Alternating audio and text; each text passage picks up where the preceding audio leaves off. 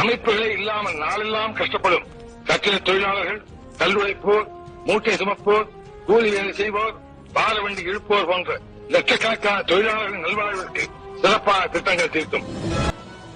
ஒழுங்குபடுத்தப்படாத துறைகளை சார்ந்த பணியாளர்களுக்கென்று ஒரு வாரியத்தை உருவாக்கினார்.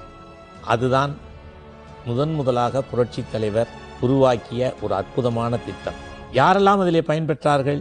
மூட்டை தூக்குவோர், பாரவண்டி இழுப்போர், ஆட்டோ ஓட்டுநர், டாக்ஸி ஓட்டுநர், இந்த சமூகத்தில் எங்கெல்லாம் கவனிக்கப்படாமல் எந்தவிதமான விதிமுறைகள் இல்லாமல் பணிபுரிந்து கொண்டிருக்கிறார்களோ அந்த உடல் வலிமையை மட்டும் பயன்படுத்தி பணியாற்றி கொண்டிருக்கின்ற அனைத்து தொழிலாளர்களுக்கும் இந்த பாதுகாப்பான திட்டத்தை முதலாக கொண்டு வந்தவர் புரட்சித் தலைவர் எம்ஜிஆர்.